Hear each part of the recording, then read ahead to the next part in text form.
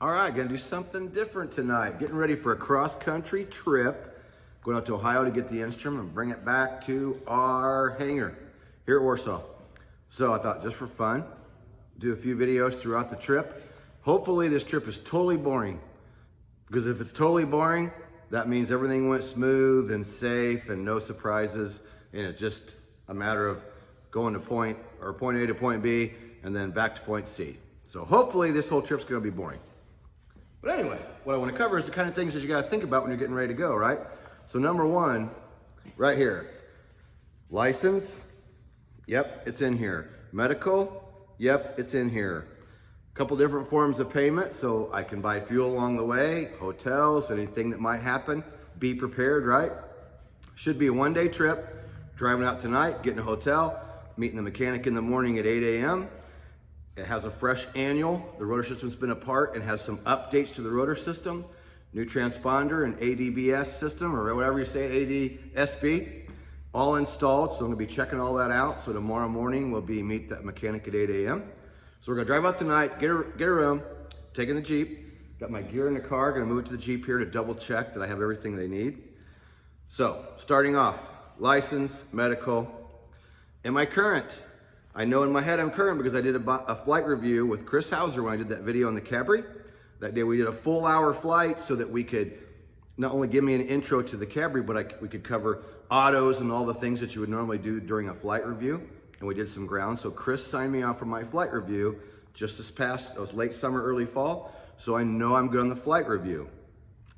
As far as the aircraft, picking it up, I'm gonna be there with the mechanic, right? So the logbooks are there. The mechanic will go through everything that he's done on it since it's been there. And we're gonna go out and track it because he's just putting the rotor system back together. So of course we're gonna track it, make sure it's nice and smooth. And because they've changed some parts in the rotor system, we're gonna make sure that it flies okay and that the collective's not too light, which it was a little heavy before, so it may now be just perfect. But that way he can put any last minute touches on it. I can check the log books, get those loaded up with me.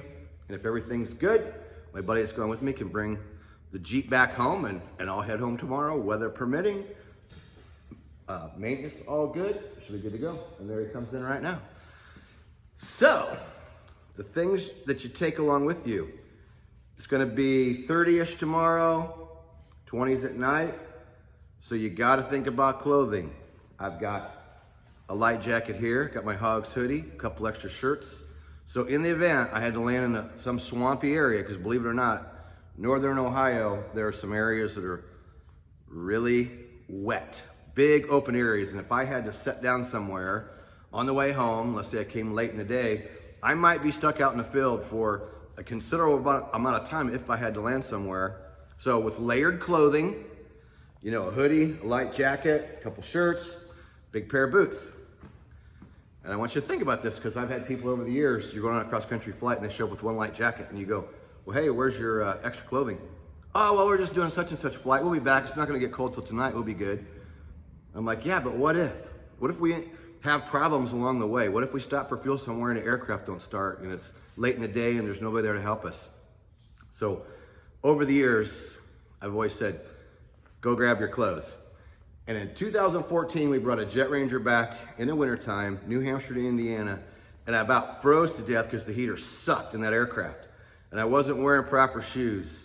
And this is a fun story because after I got back, after freezing all the way home, went out to Walmart, spent 35 bucks and got them boots. So I've been wearing these on cross-country trips and other things. 35 bucks at Walmart, they've lasted me since 2014. Got nice big thick socks, so the layered clothing, I got everything I need for the trip back. So I packed up my bags at home. I'll check them again when I go moving them over to the Jeep here when we get ready to take off. Wave to the camera, Jimmy. So what do we got here? There's a hoodie for Jimmy.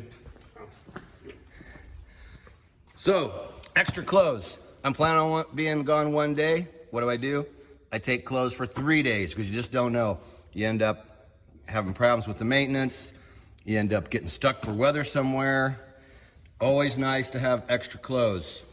One thing I gotta stop and get is a pair of gloves. Just some cheapy work gloves. I'm gonna stop at a gas station. We need to fuel the Jeep up anyway. Got my normal camera equipment that I take with me. Hopefully we can do some videos for you. And yeah, so the normal stuff that you take with you. So I'm thinking about all that stuff. iPad's in the bag. We're taking that so we can monkey around with the new navigation equipment because it's supposed to be really cool. Sends out a Wi-Fi and does all these cool things that I'm gonna experience for the first time.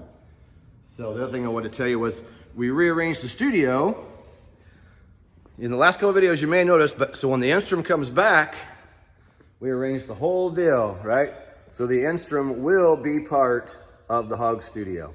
So I kind of guesstimated everything when I moved it all around. But, and of course, once we get it back, we'll get it all set up and kind of figure out what works. But what's gonna be fun is, a lot of people liked it before when we had the Instrum here and we were doing videos once we got to the hangar. Now we got the Hog's wall all looking good. So we'll have everything set up. So a daily video or training videos, new videos, we produce for Helicopter Line Ground School.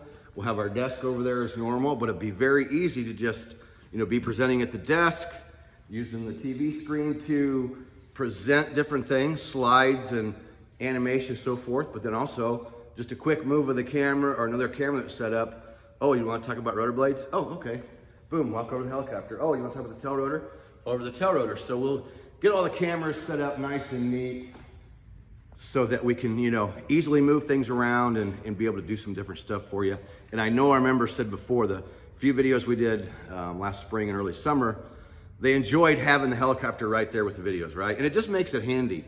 At our other hangar, we had to we're upstairs, and if we wanted to shoot video, you gotta haul all the equipment downstairs, make the video. Hopefully there's not some other noise or something going on in the hangar. Now that we're all here at the Hog's hangar, it's nice and quiet. Nobody here but us.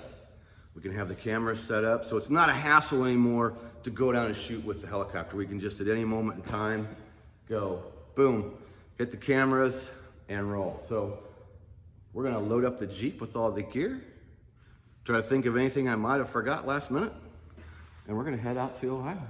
So we'll keep you informed. Let's hope for a boring trip. We'll see what happens. See you next video.